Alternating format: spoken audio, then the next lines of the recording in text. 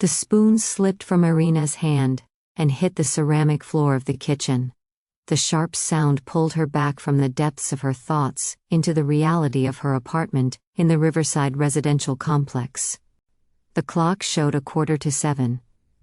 On the fridge, among magnets and boards from different cities, one photo stood out. She and Dennis, against the backdrop of snow-capped mountain peaks, young, full of hope, with genuine smiles.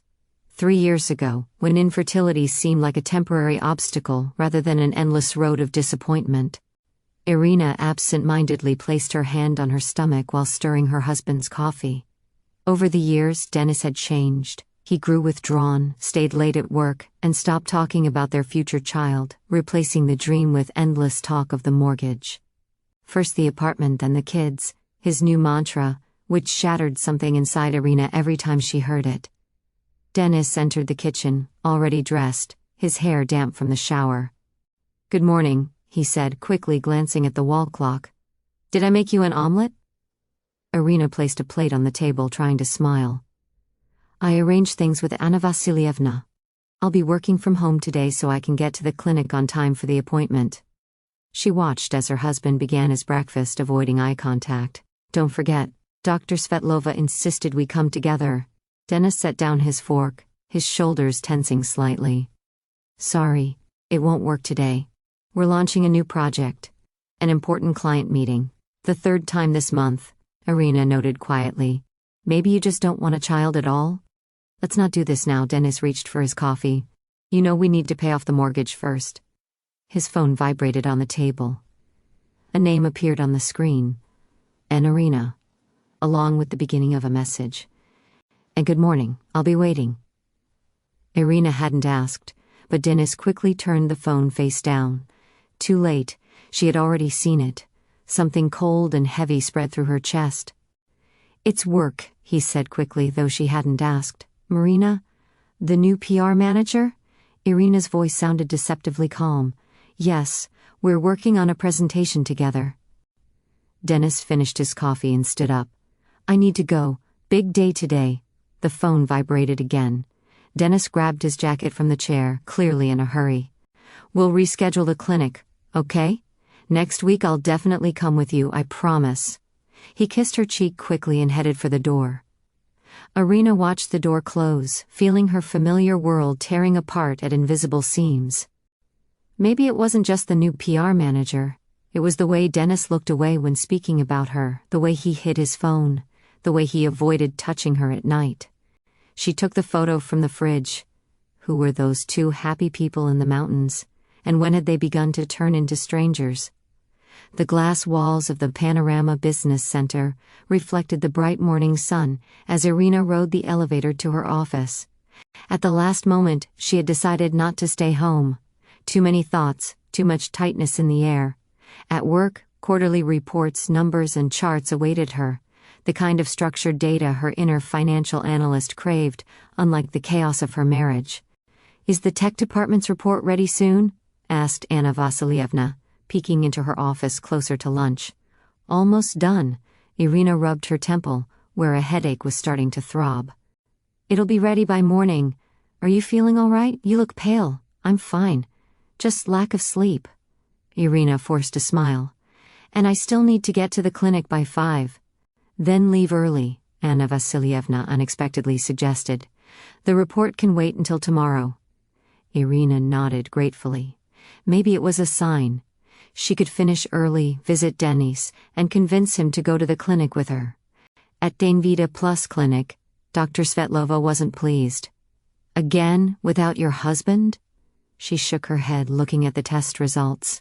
"Irina, I have to be honest. We've done every necessary exam. There's no physiological reason for your infertility. It's critical your husband gets a full evaluation too." Leaving the doctor's office, Irina made a decision she would go straight to Dennis's office. If he truly had an important meeting, she would wait. Maybe she could talk to him afterward. The IT department was on the 15th floor of the same business center. Transparent partitions between offices created an illusion of openness that now struck her as bitterly ironic. She approached Dennis's office and noticed the door ajar. As she raised her hand to knock, she heard laughter, A woman's laugh, familiar, sharp, ringing, from the last corporate party. "Chin Marina. Do you think she suspects anything?" Marina's confident voice carried a hint of superiority. "Irina?" Dennis chuckled. "She's too busy with her pregnancy tests and doctor visits. Even if I admitted it, she'd just ask if I had time to drop by the clinic between us." Irina froze, her hands suspended in the air. Her face flushed, ears ringing. "When will you tell her?" Marina pressed. "I'm tired of hiding." "All in good time." Dennis's voice softened, intimate in a way Irina hadn't heard in months. "First we need to finish the project, get the bonuses." Irina pushed the door open. Dennis sat at his desk, Marina, stunning with flawless makeup, perched on the edge, her hand resting on his shoulder. "I see. Important client meeting?" Irina's voice was calm, distant, as if watching from outside her body. "Irina!" Dennis jumped to his feet, his face twisted with shock and fear. "What are you doing here?" Marina straightened but didn't remove her hand. Her eyes showed not shame, but irritation at being interrupted. "I came to remind you about the doctor's visit." Irina shifted her gaze to Marina. "But clearly, you have a more important meeting." "You know, I'm tired of hiding," Marina suddenly said, locking eyes with Irina. "Dennis and I have been together for 6 months, and I'm done being a secret." Irina turned to Dennis. His face was frozen, unreadable, a mix of guilt, anger, and relief. 6 months? Irina repeated. "Exactly when we started the last treatment course." Through the glass partitions, several colleagues quickly looked away, pretending to be busy. They knew, they had all known. Except her. "I can explain," Dennis stammered, stepping toward her. "It's not what you think. It's exactly what she thinks," Marina cut him off. "Stop lying, Dennis. I won't be your dirty secret anymore." The air in the office grew thick. Irina couldn't breathe. Without a word she turned and walked out, feeling dozens of eyes on her back. How many had known? How long?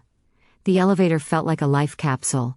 The doors closed, cutting her off from the world that had just collapsed. Irina leaned against the wall, breathing deeply. She would not cry. Not here, not now. "Pregnancy tests?" Elena handed Irina a glass of wine as they sat together in her attic apartment. "What an asshole." Irina took a sip of dry white wine. "You know what hurts the most? I had my suspicions. All those late nights, the hidden messages, excuses about the clinic. I just didn't want to believe it." Her school friend Elena, the only one Irina had called after leaving the office, squeezed her hand. "Half a year, Lena. All that time I was running between doctors, he was sleeping with her. And judging by the office looks, everyone knew. Everyone but me." "So what now?" Elena asked softly. "Will you go home? Not tonight, maybe never." Elena stood, fetched something from her desk and handed Irina a glossy brochure. "Remember I told you I won a trip in a lottery? Azure Rocks, a luxury mountain resort. I can't go, project deadlines. But you can..." Irina looked at the cover. Majestic snowy peaks, cozy chalets, a spa complex. "Lena, I can't just run away." "Why not? You need time to think. Away from him, from the office, from everyone who knew and stayed silent. 2 weeks in the mountains, fresh air, no stress. Then you'll decide." Irina's phone rang. Her mother. She took a deep breath before answering. "Hi, Mom. Yes, I'm fine. Just late at Lena's. Talking about work." "Dennis?" "At the office, of course." She couldn't tell her mother the truth. Not after her mini-stroke. The betrayal would crush her. After the call, Irina returned to the brochure. Mountains, the place where she and Dennis had once been happiest. Bitter irony. "You know what?" she said to Elena. "I think I'll take your offer. I really need time to think." "Good choice," Elena hugged her. "Sometimes you have to climb higher to see the right path." Irina nodded, staring at the snowy mountain peaks. Something inside whispered, "This trip will change everything." Packing took half an hour. A few sweaters, jeans, thermal wear, toiletries, everything fit into one suitcase. At the entrance of the Wanorama Business Center, she ran into Dennis. He looked disheveled, with red eyes and unshaven stubble. "Ira, we need to talk. What I did was terrible. Let me explain." Irina studied him, trying to find the man who once hiked mountains with her. But only a stranger stood before her. "I'm taking 2 weeks off," she said calmly. I need to think. Away from you. Ira, listen. He stepped closer, pained expression twisting his face. What you saw with Marina, it's a mistake. I'm confused, but I love only you. How easy to talk about love now, she thought bitterly. Words that once carried weight now sounded like lines from a cheap melodrama. I don't want to talk about it, she said, stepping around him toward a waiting taxi. Don't call me for 2 weeks. I'll contact you when I'm ready. And if you care at all, visit your mom. She's been asking about you. On the plane, Irina stared at the clouds below. It felt like she had left not only Denise and his lies behind, but also a part of herself, the woman who dreamed of a child. Who would she be in 2 weeks? And would she even come back to that life? At the airport, buses lined up for different resorts. She boarded one to Amazure Rock Cement. A middle-aged couple, a young woman with a backpack, and 2 mountaineers with gear joined her. Irina sat by the window. The bus began its serpentine climb. In the past, this road had thrilled her. Each turn revealing new views, each ascent bringing her closer to the sky. Now she watched the trees with strange detachment. On one bend, she noticed a fresh avalanche scar. Broken trees, rocks scattered along the roadside. Happened last week, the driver explained, catching her glance in the mirror. Nobody was hurt, but the road was blocked for 2 days. His voice unsettled her. He looked exhausted, eyes sunken, shoulders tense, hands gripping the wheel too tightly. On sharp turns, the bus swerved into the opposite lane, drawing anxious glances from passengers. Irina looked down at the roaring river crashing against rocks far below. Her head spun from the height. On one wrong move and we're gone. A wild thought flashed. Would anyone even look for me if I didn't return? Dennis might even be relieved. She turned from the window, but the unease grew. Another curve, a truck suddenly appeared ahead, straddling the center of the narrow road. It happened in seconds. The driver jerked the wheel to avoid collision. Screeching brakes, passengers screaming. Irina saw the roadside barrier snap under the weight of the bus, then weightlessness, then darkness. The all-consuming cold of the mountain river swallowed her. She couldn't breathe. Water filled her nose, her mouth, her lungs. The world shrank to a single instinct, survival. The river carried her, smashing her against rocks and driftwood. Every impact sent waves of pain through her body, yet her mind refused to shut down, clinging desperately to life. Irina tried to grab onto something, but her fingers slipped off the wet stones. The raging current tossed her body around like a rag doll. I'm dying, the thought flickered faintly. Strangely, there was no fear. The only regret was that she had never told her mother how much she loved her, and that she would never again see the sun rise over the mountain peaks. The last thing she remembered was strong hands pulling her from the icy water and a rough male voice. Hold on, can you hear me? Just hold on. Waking up was painful. Agony throbbed through her entire body, worst in her head and left leg. She tried to open her eyes, but her eyelids wouldn't obey. Through the haze she saw blurred outlines of wooden walls, a fire in the hearth, a face leaning over her. You're awake. The voice was low and hoarse. Don't try to move, your leg is broken, and you have a serious concussion. Irina tried to speak, but only a rasp escaped her throat. Her lips were dry, her tongue unresponsive. I can barely drink, she thought. The man lifted a mug to her lips. Warm liquid with a bitter herbal taste moistened her parched throat. Where am I? Each word was a struggle. Safe, he replied. I'm Roman. I found you in the river about 2 kilometers from the crash site. Crash. The word tore through the fog in her mind. The bus, the truck, the fall. The other passengers? She asked, already guessing the answer from the grim look on his face. Rescuers reached the bus, Roman said, turning away. There were no survivors. You were also presumed dead. The river carried you off. Irina tried to comprehend, but pain and shock clouded her thoughts. She was the only one alive, by some miracle, or was it punishment, to live while others perished? I need to report. She tried to rise, but sharp pain stabbed through her body. Black spots swam before her eyes. Lie still, Roman ordered firmly. You're badly injured. There's no connection here. The nearest village is 2 days away, and in your condition, you'd never make it. His last words faded as darkness swallowed her again. In that darkness swirled fragments of memory, the falling bus, the freezing water, Dennis's face, her mother's smile, the mountains looming cold and indifferent over human tragedies. Days or weeks blurred into a haze of nightmares and brief awakenings. Fever dreams alternated with confused reality, full of pain and mist. Sometimes she thought she heard rescuers' voices shouting on the slope, but they could not see her, carried away by the river. In moments of clarity, Roman was always there, silent, focused, changing bandages, making her drink bitter herbal tea. His hands, large and rough, were surprisingly gentle as he treated her wounds or adjusted the improvised splint on her broken leg. "Are you a doctor?" she once asked, when her mind was clear enough. "I was," he answered curtly. "A military doctor."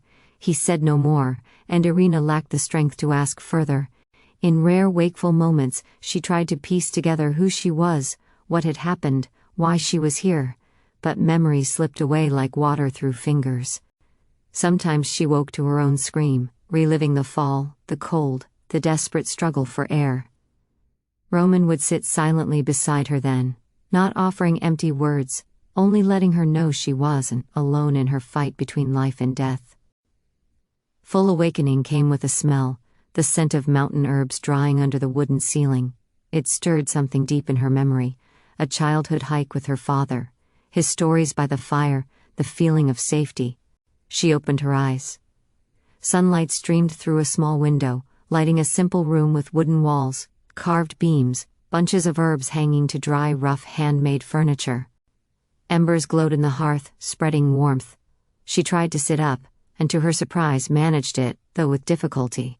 The pain in her head had dulled, and her broken leg throbbed more like discomfort than torture. Roman sat on a chair by the bed, dozing in an awkward position.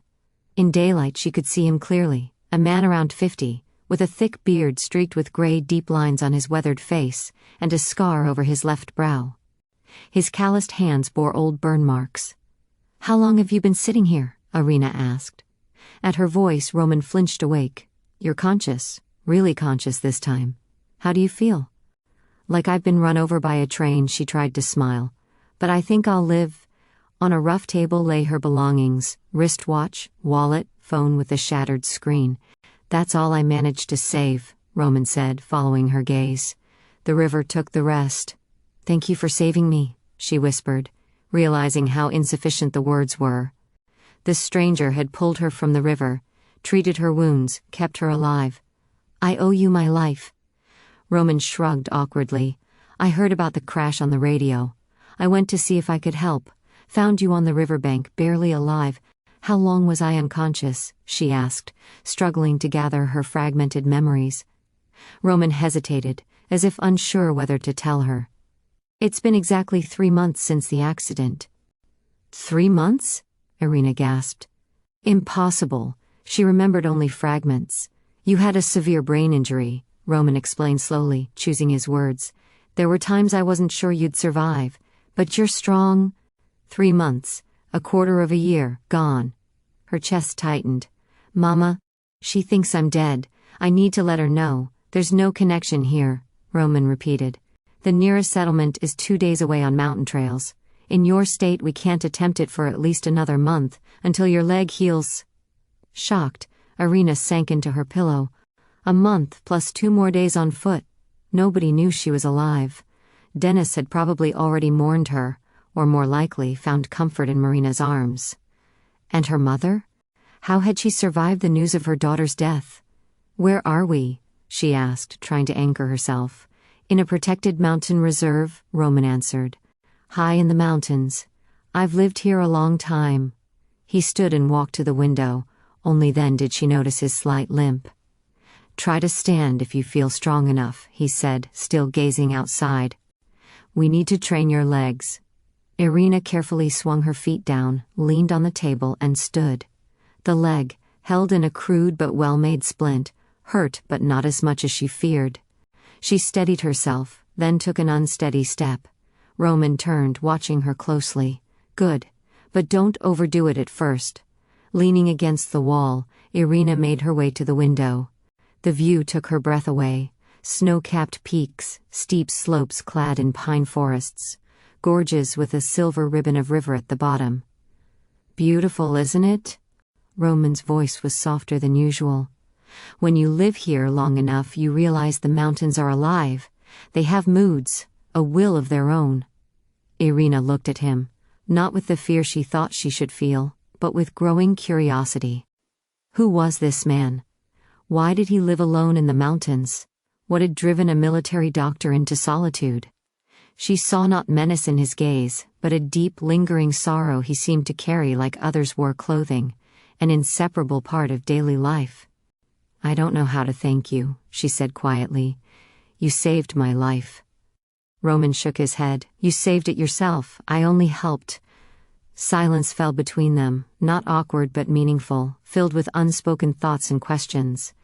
Two people fate had thrown together in the most unlikely of circumstances. One had lost her past, the other, his possible future. Both forgotten by the world, high in the mountains. Irina's first independent steps across the room were a small triumph. Pain shot through her knee with each movement, but her stubborn will was stronger. Roman watched silently, a flicker of approval in his eyes as she reached the window, leaning on a makeshift crutch. "Today the window, tomorrow the whole house," Irina panted. "Don't rush," Roman replied, checking her bandage. "The mountains teach patience." Day by day, step by step, Irina returned to life. Her muscles grew stronger, her wounds healed, even the nightmares came less often. When she first stepped onto the porch, the world opened in all its grandeur. Peaks brushed with fresh snow, endless skies, eagles soaring over the gorge. From this height, her old life seemed distant, unreal, like a dream. She began helping with chores, peeling vegetables, sorting herbs, keeping the hearth fire alive. Her interactions with Roman were practical, almost wordless, yet beneath the simplicity lay something deeper, a slow-building trust formed beyond words. Each evening by the fire, they learned more about each other. At first, conversations stayed practical: supplies, weather signs, medicinal plants. But one evening something shifted. "Why are you here?" Irina asked, watching Roman sharpen his hunting knife. "Why do you live alone, away from people?" Roman paused. In the firelight his face looked carved from stone, but his eyes carried their own life, reflecting pain he had long carried. "I was a military doctor," he began, as if crossing an invisible line. "I went to war zones. I saw people killing each other for ideas not worth a drop of blood. I treated, saved, lost. That was my work." He fell silent. Irina didn't push. Sometimes silence speaks louder than words. "I had a family," he continued after a long pause. "A wife, Anna, and a daughter, Marina. They waited for me after every mission." His voice trembled. "During one of my deployments, there was a terrorist attack in our city, a shopping mall. They were just out shopping." Irina involuntarily reached out her hand and touched his wrist as a sign of human solidarity in the face of unbearable pain. "I couldn't save them," he finished gloomily. "I, a doctor who had saved strangers in the war, couldn't save my own family." And then it turned out that the terrorist attack could have been prevented. There were signals, there were warnings. Betrayal of the system to which he had given 20 years of his life. That night they talked until dawn. Roman's pain resonated in Irina's soul, not equal in scale but similar in essence: betrayal, loss, the inability to change the past. A week later Irina tried to escape. Waiting for Roman to go hunting, she gathered her simple belongings, took a supply of food, and headed toward the barely noticeable path leading down the mountain. "I must tell my mother that I'm alive," she told herself, although deep down she knew this was only part of the truth. Something else drove her: fear of her growing attachment to this place and this man, fear of losing her former self. She had walked only a couple of kilometers when a snowstorm began. Suddenly, as it happens only in the mountains, a white wall collapsed around her, erasing the outlines of the path, the landmarks, the very sense of space. Irina tried to turn back but could no longer say where the cabin was. The wind grew stronger, burning snow lashed her face, frost pierced her to the bone. "I'm going to die," she realized with piercing clarity. She would die without ever telling her mother she was alive, without ever reconciling with what had happened in her life. without ever truly thanking the man who had saved her twice. When Roman's strong arms lifted her from the snow, Irina nearly fainted from the cold. He carried her through the blizzard, holding her to his chest like a child, muttering something, a curse or a prayer. In the cabin, as she rubbed her frostbitten hands by the fire, he, for the first time in a long while, became truly angry. "Do you realize you could have died?" His voice shook with restrained fury. "Why? To prove to yourself you can manage on your own." "I had to tell my mother I'm alive," Irina stubbornly repeated. "And for that, you risk never seeing her again." He shook his head. "You cannot run from fate, especially in the mountains." They looked at each other, two people lost, yet having found something important on the top of the world. In that moment, an understanding arose between them, not just knowledge of facts, but a deep recognition of one another. "I'm afraid," whispered Irina. "I'm afraid that when I return, nothing will be the same, that I am no longer who I was and you shouldn't be the same either." "The mountains change everyone who comes here," Roman quietly replied. "They strip away the unnecessary and leave only the essence." At the end of December, Roman fell ill with a high fever. A cold caught during hunting had turned into pneumonia. Now Irina was caring for him, brewing herbal infusions from the plants she had saved, laying cold compresses on his forehead, making sure the fire in the hearth did not go out. In delirium, Roman called for his wife and daughter, begging forgiveness for not being there when they needed him. Irina held his hand as he had once held hers when she balanced on the edge of life and death. "Anna," he whispered half-conscious, "forgive me. I should have been with you." Only then did Irina truly understand the depth of his loneliness and pain. This strong, silent man carried within him a wound that had never healed, and all he found the strength to do was to save her, care for her, give her a second chance. When the crisis passed and Roman began to recover, a new quality appeared in their relationship. They were no longer just accidental fellow travelers on life's road, but people who shared fear, pain, and hope. People who had seen each other in their most vulnerable moments, and had not turned away. Meanwhile, in the city, a policeman looked at Dennis with sympathy. "The bodies of all the bus passengers have not yet been found, but the chances are practically zero." Dennis sat in the police station where he had been invited for the official notification, trying to process what he had heard. Irina was dead. The bus had fallen into the abyss. All passengers were considered dead. The first feeling was shock, deafening, paralyzing. And then came a strange, almost inappropriate thought. Now I don't have to choose between her and Marina. And then, a wave of shame for that thought. "Do you need to call someone?" asked the policeman. "Her relatives, her mother," Dennis answered as if awakening. "I have to tell her." He imagined how this news would hit Valentina Mikhailovna, an elderly woman with a weak heart, for whom Irina was the only close person. And then a plan began to form in Dennis's mind. Valentina Mikhailovna's apartment in the historic district, Old Embankment, a 3-room flat with high ceilings and a view of the river, was the last thing that tied him to his past life.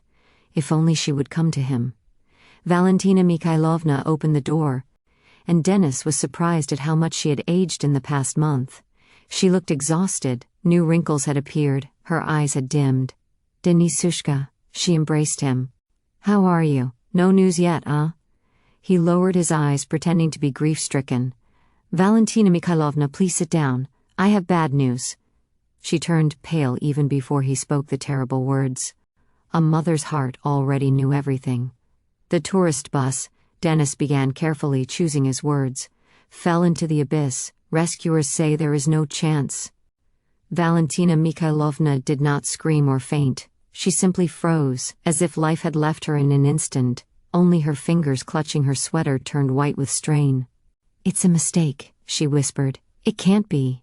I would have felt it if it were my daughter." Dennis sat beside her and took her hands in his. "I'm so sorry. I don't believe it myself." The following days he stayed by her side, bringing groceries, cooking, calling a doctor when she felt unwell.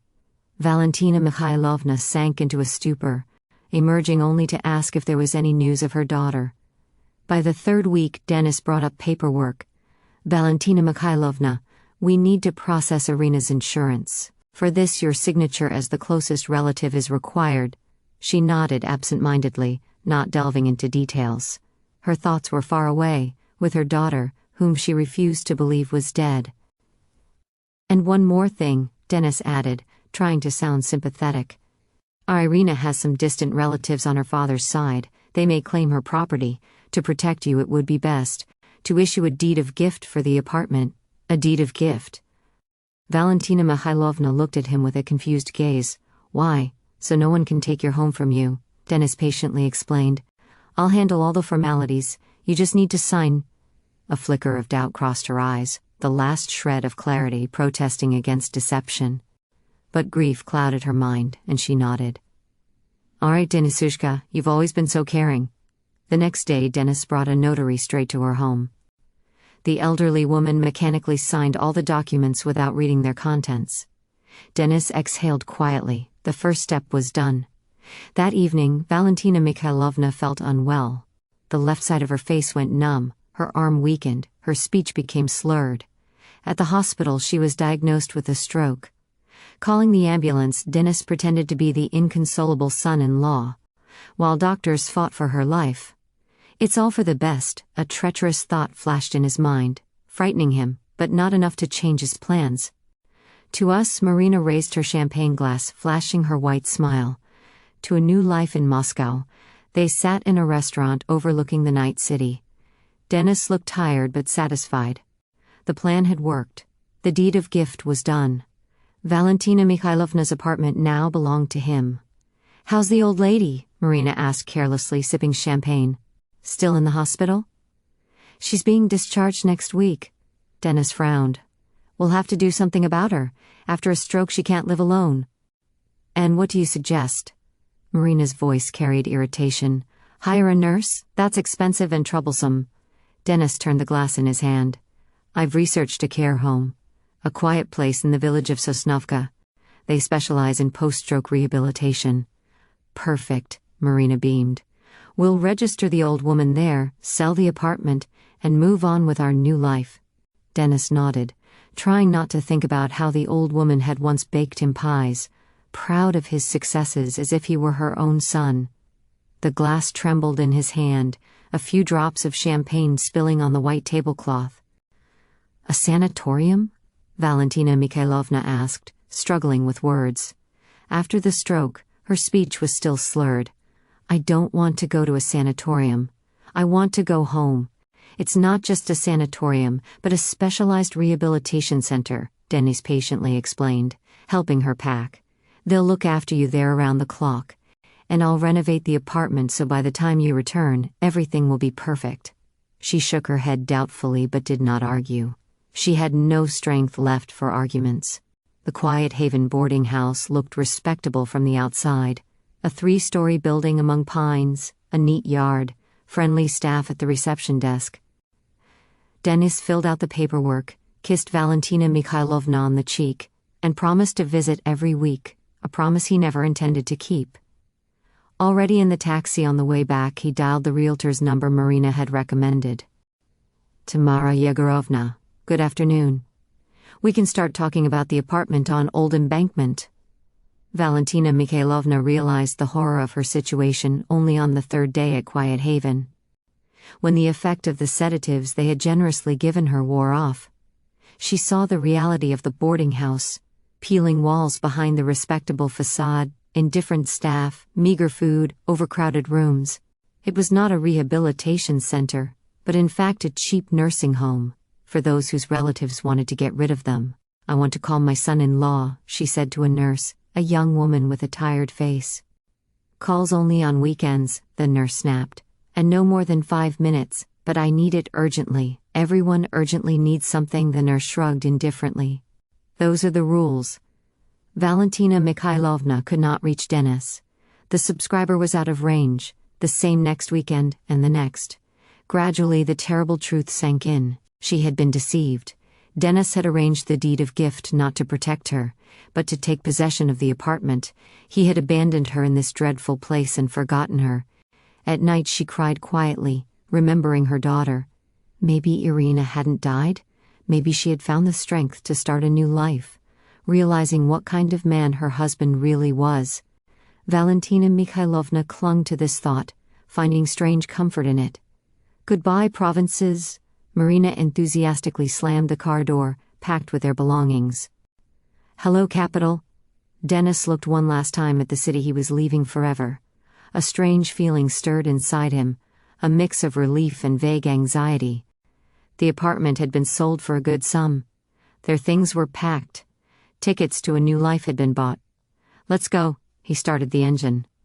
"Moscow is waiting for us." Marina turned the music up full volume and laughed, happy, confident in her future. She didn't know that Denny hadn't told her the whole truth, that his relations with management had soured after Irina's death, when it came out that his affair with Marina had begun long before the tragedy. And many partly blamed him for what had happened, that the promised position in the Moscow office was no longer guaranteed, that the money from the apartment sale was their only safety net if things went wrong. But now he drove those thoughts away. Ahead lay Moscow, new opportunities, a new life. Without Irina, without the past, without regrets. At least, that's what he convinced himself of. Spring came to the mountains suddenly, as everything comes in those lands. Only yesterday the snow crunched underfoot, and today the first streams rang, timid flowers appeared on the southern slopes, tiny stars among the melting snowdrifts. Roman stood on the threshold of the hut, watching Irina hang freshly washed pouches of herbs on a homemade rope. Her movements gave him confidence. They no longer had the painful caution with which an injured person moves. Her broken leg had fully healed, leaving only a barely noticeable limp at the end of the day. She had gathered her long winter-grown hair into a simple ponytail, revealing a tanned, stronger, renewed face. Wrinkles at the corners of her eyes spoke of frequent smiles. "She's ready to leave," Roman thought, and that thought echoed inside him with a dull ache. Irina had recovered not only physically, but also emotionally. She no longer woke up at night from nightmares, no longer flinched at sharp sounds, no longer looked at the horizon with that hopeless expression that appears in people who have lost everything. "What are you thinking about?" Irina noticed his gaze and smiled. He lied about spring, about how soon the mountain passes would be free of snow. The main thing he did not say was, "And you will be able to leave." But she heard the unspoken words, understood it from his eyes. That evening, as they dined by the fire, Roman finally dared to speak. "I think in a week we'll be able to go down to the valley, if you still want to return." Irina looked at him for a long time. "You know what I want. My mother. She has thought me dead for almost a year, and I need to find out what happened to my former life." Roman nodded, staring into the fire. He understood that in the end, he himself had once made the decision to abandon the world that had hurt him. She had the right to her choice. "You've changed a lot during this time," he said quietly. "You've become real, as if before you wore a mask, and here you didn't need it anymore. The mountains don't tolerate pretense," Irina smiled, repeating his own words once said. "And have you really never thought of going back?" Roman shook his head. "Why? There's no one waiting for me there, and here?" she asked softly. "Is anyone waiting for you here?" Silence fell, broken only by the crackling of firewood in the hearth. Suddenly Irina rose and walked up to him, laying her hand on his shoulder. "You didn't save me so that I would stay in a cage, even if it's golden. You can save yourself too." He didn't answer, but something flickered in his eyes. A barely noticeable change, as if a long locked door opened for a moment. The descent from the mountains took 4 days. They walked along paths known only to locals, narrow ledges above abysses, hidden passages between rocks, fords through fast mountain streams. Every step downward was a farewell, to the quiet peaks, to the pure mountain air, to the simplicity of a life where there was only what was necessary. Every step was also a return, to the world of people, to difficulties and obligations, to the past that demanded closure. "This is where mobile coverage begins," Roman said at the end of the 4th day, when they came down to a wide plateau covered with young grass. "Another hour's walk and we'll be in Nizhnegorsk. There's a police station there. They'll help you contact your city." Irina nodded, suddenly feeling a strange unease. The familiar world she had longed for all winter suddenly seemed alien and dangerous. How would they meet her? What would she tell her mother? And what would she do if Dennis had moved on? Scared? Roman asked quietly, reading her emotions as if they were his own. Yes, she admitted honestly. I am no longer the woman who boarded that bus a year ago. How can I live now? The same way I survived here, he answered simply. Day by day, step by step. They stopped at the edge of the forest, looking down at the village clustered at the foot of the mountains. Ordinary houses, roads, power poles, everything that once seemed like the only possible reality, now looked strange, almost unreal after life in the mountains. I will not go any further, Roman said. And from his tone, Irina understood that the decision was final. She turned to him, the man who had pulled her from the river, who had brought her back to life, who had become closer to her than many who had once called themselves her friends down below. Thank you, she said, and in those simple words was everything she wanted to express. Roman nodded, his face remained unreadable, only something like pain flickered in his eyes. Take care of yourself, he said, and Irina felt that this was farewell. She stepped closer, hugged him tightly, inhaling the familiar scent, campfire smoke, pine needles, bitter herbal infusion. Then she stepped back, and without looking back, walked down into the village. Only once did she turn, when she reached the first houses. Roman was still standing there, on the forest edge, a dark silhouette against the mountains that had once sheltered him from the pain of the world. Irina raised her hand in farewell, not knowing if he could see, and went on. Unaware that this moment was not an end, but the beginning of a new chapter for both of them. The Nizhnegorsk police station turned out to be a one-story building, with a faded flag above the entrance. Inside it smelled of old paper and tobacco. I need help, Irina told the duty officer, a young sergeant who, startled, tore himself away from his magazine. My name is Irina Polyakova. I survived a tourist bus accident that happened a year ago on the road to the Azure Cliffs. The sergeant stared at her, frozen, as if a ghost stood before him. The accident on the Eastern Serpentine, he finally said. But no one survived there. The rescuer dropped me into the river, Irina interrupted. The current carried me for kilometers from the crash site. A local man found me and helped me out. I was badly injured and couldn't move for many months. What followed were hours of explanations, phone calls and paperwork. District Officer Pavel Stepanovich, an elderly man with eyes that had seen much, treated her with unexpected understanding. He arranged a medical checkup, helped her write official statements, contacted the police in her hometown.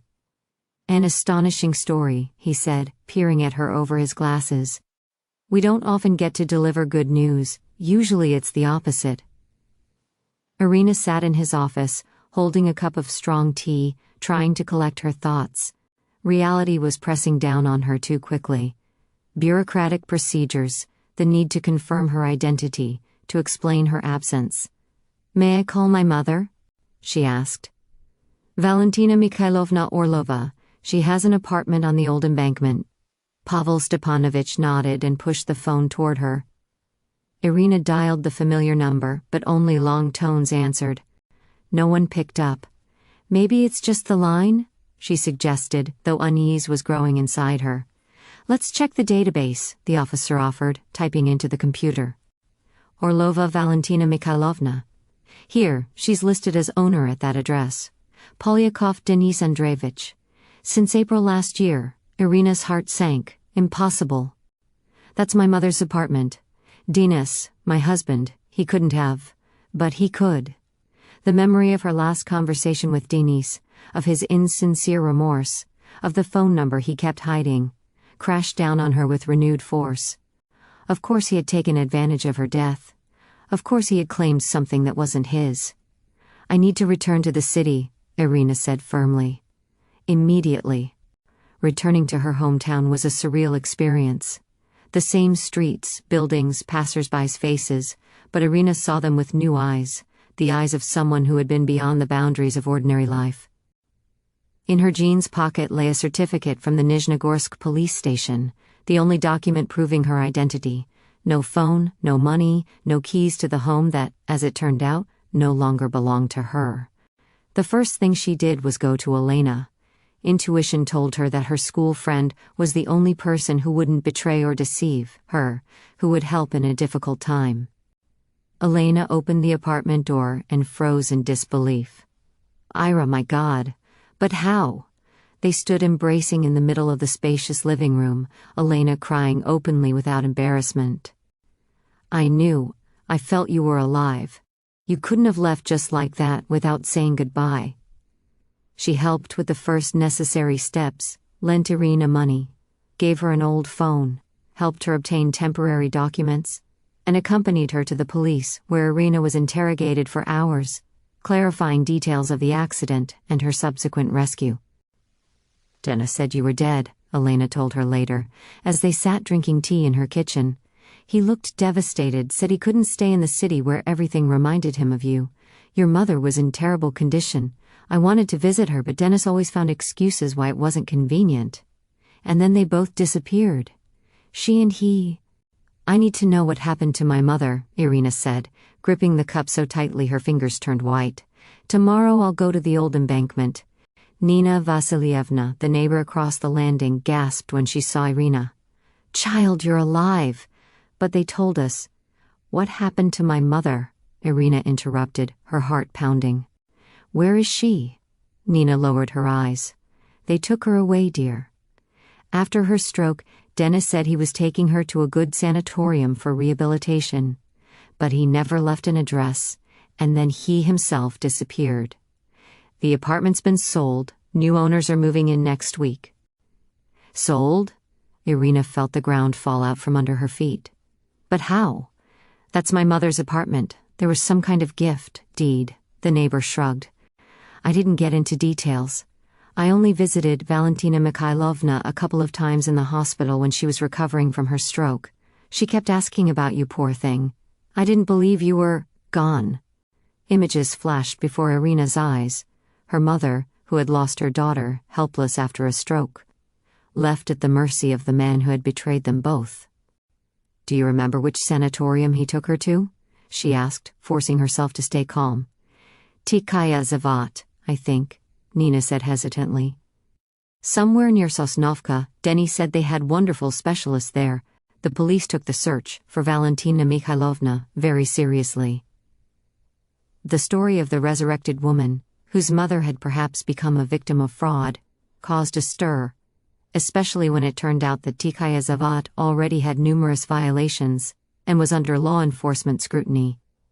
We found records of Valentina Mikhailovna Orlova being transported there by specialized medical transport, reported the investigator, a young but sharp-eyed man. The address is confirmed, the Tikaya Zavat nursing home, Sosnovka village. We leave tomorrow morning. I'll go with you. It wasn't a question but a statement. Irina met his gaze and simply nodded. From the outside, the Tikaya Zavat nursing home looked quite respectable, but as soon as they crossed the threshold, the illusion of well-being collapsed. A musty smell, stale food and medicine, shabby walls, poorly lit corridors. District Officer Klimov introduced himself to the administrator, a young woman with frightened eyes. We need to see resident Valentina Mikhailovna Orlova. I'm afraid it's bedtime, the administrator began, but stopped under the investigator's piercing stare. All right, I'll check the records. Irina stood clenching her fists so tightly that her nails dug into her skin. She felt the hopelessness that permeated the air itself, in the hunched figures of the elderly sitting in the hall under the indifferent gaze of the staff. Third floor, room 314, the administrator finally said. But I must warn you. Irina didn't wait to hear the end. She rushed to the stairs, driven by a suffocating premonition. Some sixth sense told her she had to hurry, that every minute counted. Room 314 turned out to be a small chamber with 4 beds, 3 nightstands, and a single window facing the blank wall of a neighboring building. The stifling air smelled of medicine and damp laundry. Valentina Mikhailovna lay on the far bed against the wall, emaciated, her features sharpened, her dull eyes staring at the ceiling. She looked far older than her years, as if she had lived a whole life in just one. Mom, Irina whispered, dropping to her knees at the bedside. Valentina slowly turned her head. For a few moments she gazed at her daughter's face with an unseeing look. Then her eyes widened, her lips trembled. "Irochka, my daughter, is it really you?" "Yes, Mom, it's me." Irina took her hand, so light, almost weightless. "I'm alive. I came back for you." Valentina sat up in bed, reaching trembling hands to her daughter's face as if not believing her own eyes. "God, I knew. I felt you were alive. I prayed every day. They said you were dead, but a mother's heart knows no bounds." They embraced, two people who had lost one another and found each other again, defying all laws of probability. Irina felt her mother's heartbeat, fast but strong, like a bird ready to burst free from its cage. "I'll take you away from here," she said firmly. "Right now." From that moment, events unfolded rapidly. The confrontation with the boarding house administration, the call for additional police officers, when it turned out that many residents had no proper medical documents. The ambulance for Valentina Mikhailovna, who, despite the emotional lift from meeting her daughter, was in a grave condition, emaciated, with bed sores, showing signs of kidney failure due to improper treatment. In the city hospital's emergency ward, Irina held her mother's hand while the doctors carried out their examination. "How did you survive?" Valentina Mikhailovna asked quietly, once they were left alone for a while. "Tell me everything." Irina began recounting the accident, the river, the man who saved her, and the man who found her in the mountains. A story that seemed unbelievable even to her, yet every word was true. "Roman." Valentina Mikhailovna gave a weak smile. "He's a good man. I'd like to thank him. I hope you'll have that chance." Irina squeezed her hand. "Now rest, gain strength. We have a long road ahead." When her mother finally fell asleep, Irina stepped out into the corridor. The investigator was waiting, going through some papers. "How is she?" he asked, looking up. "Doctors say with proper care she'll recover." Irina leaned against the wall, suddenly overcome by exhaustion. "What happens now?" "We've put your husband on the wanted list," the investigator replied. "Fraud, forgery of documents, leaving a person in danger, plenty of articles." He hesitated. "We've also initiated the procedure to invalidate the deed of gift, considering your mother's health at the time of signing, and that she was misled. There's every chance of reclaiming the apartment." Irina nodded. An hour ago this would have seemed important. But now only one thing mattered: her mother was alive, and they were together again. "Thank you," she said sincerely, "for everything you're doing." The investigator smiled. "Just doing my job. You know, in our line of work, happy endings are rare. Usually we deal with life's darker side, but sometimes miracles happen." Irina walked to the window. The spring sun was already setting closer to the horizon, painting the city in warm tones. Somewhere far away in the mountains, Roman was probably lighting his evening fire. Did he think of her? Did he know he had saved not only her life, but her mother's as well? "I'll find you to thank you," she promised silently. But aloud she said, "I feel a calm determination growing in me. I will fight for justice. And Dennis will answer for everything he's done." The 4 months that separated Irina from her return from mountain captivity passed in an endless chain of offices, certificates, and stamps. The world of bureaucracy proved no less impassable than the snowy passes of the Stone Belt. Document restoration, identity verification, medical examinations. Every step required effort and patience. But the main battle was still ahead. Despite police searches, Dennis had vanished, and without a trial the apartment issue remained legally unresolved. Irina found remote work at the advertising agency Creative. The beginner copywriter's minimal salary was just enough for a rented room and her mother's medicine. Valentina Mikhailovna slowly recovered in the rented apartment Elena had helped them find. Every small success, each button fastened, each cup of tea brewed on her own, gave hope of returning to normal life. It was in the creative office where Irina had come to discuss her next project that the fateful encounter happened. That day was overcast. Low clouds hung over the city, threatening rain at any moment. Irina hurried down the corridor reviewing her meeting notes, when she bumped into a man in a dark gray suit coming out of the conference room. "I'm sorry," she began, looking up. "It's my fault," the stranger replied. His deep, well-trained voice likely carried authority in courtrooms. "I wasn't watching where I was going. He was tall, with a neatly trimmed dark beard and faint gray at his temples. Expensive watch, impeccable suit, confident posture. Everything marked him as a successful man, used to a certain status. Yet his attentive gray eyes, with a warm gleam deep inside, didn't match the image of a cold professional. "You're the new copywriter, aren't you?" he asked, holding her gaze a bit longer than usual. "Irina Polyakova, if I'm not mistaken, yes. And you are?" "Artem Levitsky?" He extended his hand. "I handle legal matters for the agency." His handshake was firm but not crushing, just enough to convey confidence without pressure. "You know," he suddenly said, "I've heard your story. I don't want to seem tactless, but everyone in the office is talking about the woman who came back from the dead." Irina gave a sad smile. "They're more likely admiring your strength of spirit," Artem countered seriously. "Not many survive the mountains and then start life over." There was no idle curiosity in his eyes, only genuine concern. And Irina, to her own surprise, suddenly said, "Actually, I really need a legal consultation if you have the time." Artem checked his watch. "I've got a meeting in 20 minutes, but I'm free tomorrow after 6. Thus began their professional relationship. The next evening, Irina sat in Artem's office at the small but reputable law firm Levitsky and Partners, located in the city's historic center. "Your case is complicated but promising," Artem said, scanning the documents she'd brought. Medical reports on her mother's condition at the time of signing the deed of gift, neighbors' testimonies that she'd been in a depressed mental state after news of Irina's death. All of this was serious evidence to declare the transaction invalid. But Denis still hasn't been found. Irina shook her head. "Without him, the court can still consider the case in absentia." Artem made a note in his notebook. "The key is proving he exploited Valentina Mikhailovna's condition and misled her." He looked up from the papers, and Irina noticed his voice had changed as he said, "You know, there are cases you take for money, and cases you take for justice. Yours is the latter." That evening they spoke not only of legal details.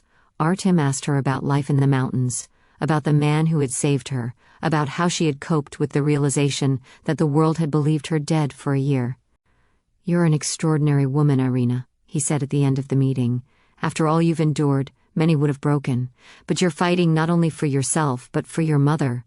"I had a good teacher," she replied softly, remembering Roman and his lessons of survival in the mountains. "The mountains don't tolerate weakness, but they respect persistence." The following week, Artem insisted on visiting Valentina Mikhailovna at home personally. The elderly woman still struggled to move. He brought documents for her to sign and a thermos of herbal tea. "My grandmother always said, mint soothes the nerves," he explained, showing remarkable patience as he clarified every legal term. Watching how gently he helped Valentina Mikhailovna sign with her stroke-weakened hand, Irina realized that for the first time in a long while, she felt something other than bitterness and fatigue, something akin to the warmth she had felt by the fire in the mountain hut. A sense of safety and hope. The news that Denis had returned to the city came unexpectedly. The investigator got a call from Tamara Yegorovna Berezina, the realtor who had handled the sale of Valentina Mikhailovna's apartment. The buyers had questions about the documents, and Denis had come to resolve them. "He's in the city with a woman," the investigator told Irina. "Presumably Marina Listova, the one you mentioned in your statement." "Where are they staying?" was all Irina asked. "At a hotel in the city center. But I don't recommend you." She had already hung up. Inside, emotions boiled. Not blinding rage, but cold determination. She wanted to see his face when he realized his plan had failed. The Central Hotel was in an upscale district. Irina entered the spacious lobby, thinking through her next move. Fortune smiled on her. Denis and Marina were just coming down the stairs, heading toward the exit. They were dressed expensively and fashionably. Marina's wrist sparkled with a new bracelet she had once dreamed of.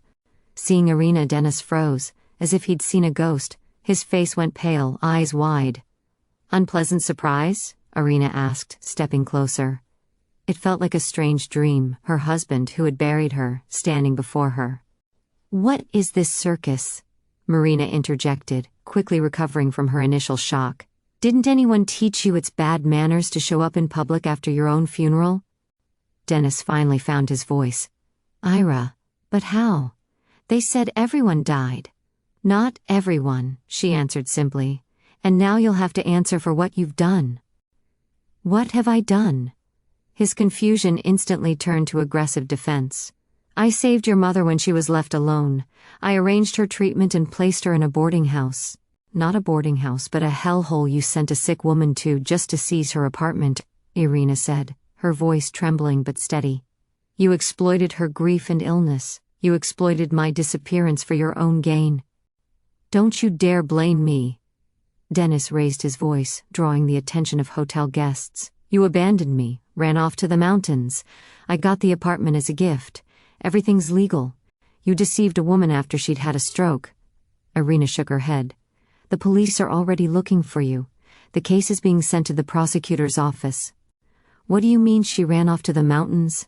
Marina suddenly asked, frowning at Dennis. You told me she died in an accident. Shut up, Dennis snapped without looking at her. It's all lies. Valentina Mikhailovna signed everything herself. We'll see each other in court, Irina said calmly. And Dennis, I didn't run off to the mountains. I survived an accident. I fought for my life every day while you were taking the last thing from my mother. She turned to leave, but Dennis grabbed her hand. You won't prove anything. The word of a mentally unstable woman against official documents. Let her go. A firm voice sounded behind her. Artem Levitsky stood at the hotel entrance. Otherwise, assault will be added to the charges. And who is this? Dennis looked Artem up and down. Your new lover? Your lawyer? Her lawyer, Artem confirmed, stepping closer. He didn't raise his voice, but his determined gaze made Dennis instinctively step back. I strongly advise you to cease all contact with my client and speak with your own attorney. You'll need a good one. Marina tugged Dennis by the sleeve. Let's go. We still need to meet with Timilian. This isn't over, Dennis said, staring at Irina. The apartment is legally mine, and I'll prove it. When they left, Irina exhaled, realizing only then how tightly she had been clenching her teeth. You followed me? She asked Artem. I rather guessed you'd do exactly this. He gave a slight smile. In your place, I'd also want to look into the eyes of the one who betrayed me. And now? Now, Artem said, extending his hand, we prepare for trial. And I promise you, justice will prevail. Preparing for trial took a month and a half. Irina and Artem spent more and more time together, at first discussing strategy, gathering evidence, then increasingly just talking. About life, about dreams, about random observations. Personal tones crept into their business conversations. Glances lingered a little too long. Accidental touches sparked warmth. Artem made no secret of his admiration for Irina's strength of spirit. She, in turn, valued his professionalism, coupled with a sincere desire to help. Their closeness grew gradually, almost imperceptibly. Tomorrow's the first hearing, Artem said the evening before court, as they finished reviewing documents in his office. Are you ready? You know, Irina answered thoughtfully, gazing at the evening city through the window, after hanging on the edge of a cliff, clinging to slippery rocks. A court session doesn't seem so frightening. Artem smiled, but quickly grew serious. Be prepared for Dennis's lawyer to try to discredit you, hints at mental instability, questions about where you were for a whole year. They may even claim you staged your disappearance. Let them try. Irina met his gaze. The truth is, you're on my side, and I have you. The last word slipped out, and she blushed. Artem gently took her hand. Yes, you have me, and not only as your lawyer. The regional court was packed. The sensational case of the woman who had risen from the dead and was now fighting for her inheritance had attracted not only lawyers, but also journalists. Dennis sat on the opposite side of the courtroom with his attorney, a well-known city specialist in property disputes. Marina was not by his side. Later, Irina learned she had returned to Moscow, deciding to distance herself from the scandalous case. The testimony of the doctors who treated Valentina Mikhailovna after her stroke became a key point in the trial. The patient was in a state of acute psychological trauma upon learning about her daughter's death, testified the gray-eyed physician and the neurologist. On top of that came the consequences of the stroke, disorientation and weakened critical thinking. I categorically state that in such a condition, A person cannot make reasoned decisions about property. The most touching testimony came from her neighbor, Nina Vasilievna. Valentina Mikhailovna simply disappeared before our eyes when she learned about Irochka's death. At first Denis visited her often, then less and less. One day I went to check on her, and she was crying, saying her son-in-law was trying to persuade her to sign some paper so that distant relatives wouldn't take her apartment. But what relatives? She had no one left except her daughter.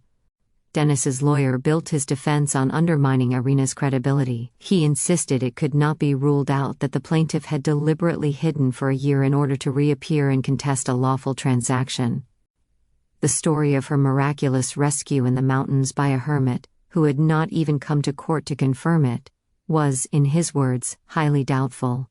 Those words deeply wounded Irina. She knew Roman would never come to court, would never leave the mountains for the noisy, restless world, and the absence of proof about her life in the wilderness really could destroy her entire case. Sensing her distress, Artem carefully handed her a folded piece of paper. Opening it, Irina read, "They may doubt where you were, but no one can doubt who you are." Those simple words gave her strength. When it was her turn to testify, Irina spoke calmly and with confidence, never taking her eyes off the judge. "I survived the accident by a miracle. The man who saved me chose to remain in the mountains. That is his decision and his right. But the fact remains, while I was fighting for my life, my husband used the situation to fraudulently seize my mother's apartment and abandon her in the horrific conditions of a private nursing home." When the judge retired to make a decision, Artem quietly squeezed Irina's hand. "No matter what happens, you've already won. You came back, you saved your mother, and you found the strength to fight." The court's decision was unequivocal. The gift agreement was declared invalid, as it had been signed by an incapacitated person under duress. Denis was ordered to pay compensation for both moral and material damages, as well as to cover the cost of Valentina Mikhailovna's treatment at a private clinic. When the judge announced the verdict, Irina felt no triumph, only quiet relief, as if a heavy backpack she had been carrying over a mountain pass had finally been lifted from her shoulders. It was the first step toward healing. As she left the courtroom, she noticed that Marina had finally arrived, sitting quietly in the back row. The expression on her face as she looked at the defeated Denis was cold and calculating. In that moment, Irina realized her ex-husband's world was collapsing not only because of the lost trial, but also because of the shattering of the illusions of love he had once chosen over family duty. "Let's go," Artem gently touched her elbow. "Valentina Mikhailovna is waiting for the news." Irina nodded. A new life lay ahead. Difficult, uncharted, but real, like a mountain trail where each turn could lead to danger or breathtaking views. And now she knew she was ready for that journey. Denis stood at the window of their rented apartment, clutching a letter from Marina. "You no longer interest me," she had written. "No money, no career, and now with a conviction, don't look for me." Irina spotted him near a supermarket, fidgeting nervously in a worn jacket. Something compelled her to approach. "Here to gloat?" he asked hoarsely. "No," she replied calmly. "The Quiet Haven nursing home is currently hiring. They need staff, administrators, and caretakers." "You're offering me a job, after everything? Sometimes you have to hit rock bottom to push yourself back up," said Irina, the same words Roman had once told her. "Revenge doesn't heal, Denis. I want to build, not destroy." As she turned to leave, he called softly after her, "Tell Valentina Mikhailovna that I'm very sorry. I truly am." For the first time his voice carried sincerity. Irina nodded, not knowing whether Denis would use this chance, but feeling that she had given him an opportunity for redemption. Not out of pity, but out of understanding. Valentina Mikhailovna was gradually recovering. Every small victory was celebrated like a holiday. Irina found remote work writing content for travel companies. In the evenings she often took out the only surviving photo, a blurred image of the mountains with Roman's silhouette barely visible. 6 months after the trial, much had changed. Her relationship with Artem was developing with the careful pace of people who had learned the cost of hasty decisions. To Irina's surprise, Artem turned out to be an avid mountain hiker. "The mountains teach you honesty," he once said. "Up there you can't pretend." "I know," she answered softly. That evening, for the first time, she told him in detail about her life in the mountains, the daily struggle, and Roman's wisdom. Morning sickness caught her off guard. At 8 weeks, Dr. Svetlova studied the results with astonishment. "You were diagnosed with blocked fallopian tubes. We even discussed IVF, remember?" "It seems the diagnosis was wrong," she said with a smile. When Irina shared the news with Artem, his reaction was unexpected. "That's impossible. I can't have children."